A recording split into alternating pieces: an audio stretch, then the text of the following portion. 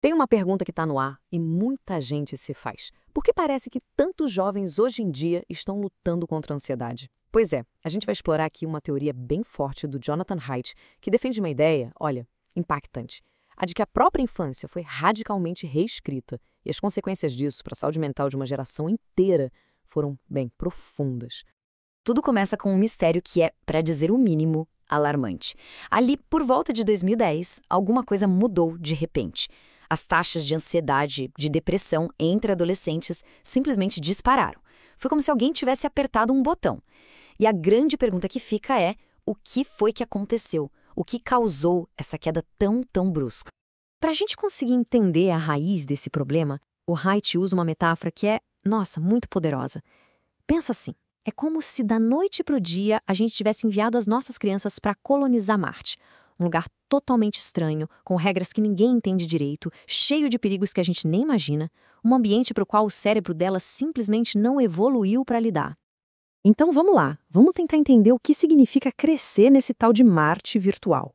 Um mundo que, apesar de prometer conectar todo mundo, pode acabar sendo um ambiente surpreendentemente hostil, principalmente para um cérebro que ainda está em plena formação. E o mais impressionante é a velocidade com que tudo isso aconteceu. Pensa bem, em menos de uma década, a infância que a gente conhecia foi totalmente reconfigurada. Aquela coisa de brincar no quintal, de conversar olho no olho, isso foi sendo substituído por uma vida social que acontece através de uma tela. Um espaço virtual que é público e, pior, permanente. Isso não foi uma mudança lenta, gradual, não. Foi uma transformação radical mesmo. E claro, essa transformação toda no ambiente teve um efeito psicológico gigantesco. Basicamente, tirou as crianças daquele estado natural de exploração, de curiosidade, e colocou elas num constante modo de defesa. Olha só que interessante. Uma infância saudável, ela acontece no modo descoberta. É quando as crianças são curiosas, querem socializar, estão abertas para viver coisas novas. Só que a combinação de um mundo virtual que pode ser bem hostil, com uma cultura de superproteção no mundo real, acaba empurrando essa garotada para o modo defesa. E aí o cérebro fica o tempo todo em alerta, sabe? Vendo ameaça em todo canto. Para a gente entender como as crianças criam resiliência, vale a pena olhar para uma lição fascinante que veio de um experimento científico, que deu errado. Nesse experimento, o Biosfera 2, os cientistas criaram um ecossistema gigante e todo fechado.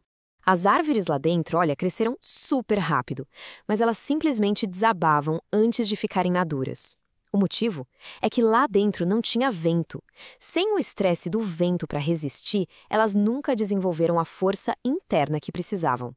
E isso mostra uma coisa fundamental. Organismos, e isso inclui as crianças, precisam de desafios para ficarem fortes. E aqui está o ponto crucial de tudo.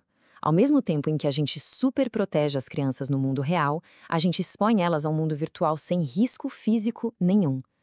O que isso causa? A gente acaba privando elas das experiências que elas precisam para se tornarem antifrágeis. Elas perdem a chance de desenvolver aquela força interna, sabe? Que vem de enfrentar e superar os pequenos desafios do dia a dia. Mas olha só, essa perda de antifragilidade não acontece do mesmo jeito para todo mundo. Na verdade, o mundo virtual acabou criando crises de gênero bem distintas. Ele afeta meninas e meninos de jeitos diferentes, e ambos são bem preocupantes. No caso das meninas, o problema geralmente vem de plataformas muito visuais, como o Instagram e o TikTok. Elas acabam incentivando uma comparação social constante, um perfeccionismo irreal, e isso leva a transtornos como ansiedade e depressão. Já para os meninos, o perigo maior está no isolamento. Os videogames e a pornografia viram um refúgio do mundo real, e o resultado é apatia, falta de motivação. Para as meninas, o dano é muito impulsionado por essa performance social sem fim, essa comparação constante que plataformas como o Instagram exigem. E o pior é que, como a gente sabe por estudos internos que vazaram, as próprias empresas já sabiam disso. E essa fuga do mundo real tem consequências bem concretas. Em 2018, 27% dos homens na faixa dos 20 e poucos anos ainda moravam com os pais. É um número bem alarmante que sugere uma dificuldade cada vez maior de fazer a transição para a vida adulta. E isso é alimentado, em parte, por esses mundos virtuais que simulam sucesso sem os riscos da vida real. Tá, mas e aí? Qual é a saída? Bom, a solução aqui não é ficar apontando o dedo e procurando culpados. A ideia é escapar de uma armadilha coletiva, sabe? Estabelecendo novas regras, novas normas, que sejam mais saudáveis para todo mundo.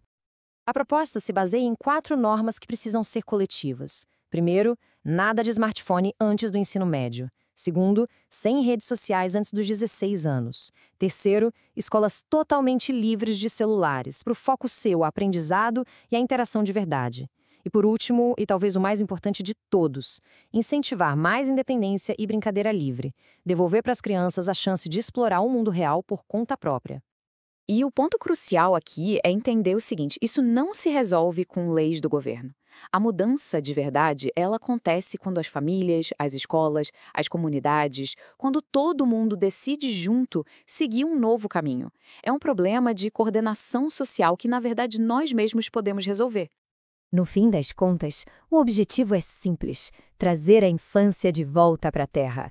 Deixar que o desenvolvimento aconteça no mundo em que a gente evoluiu para viver. Um mundo de interação cara a cara, de desafios reais. E para fechar, fica uma reflexão. Sabendo de tudo isso que a gente sabe hoje, se desse para redesenhar a infância do zero, o que a gente escolheria construir? A questão não é se é possível criar uma geração mais forte e resiliente. A questão é se nós vamos escolher fazer isso.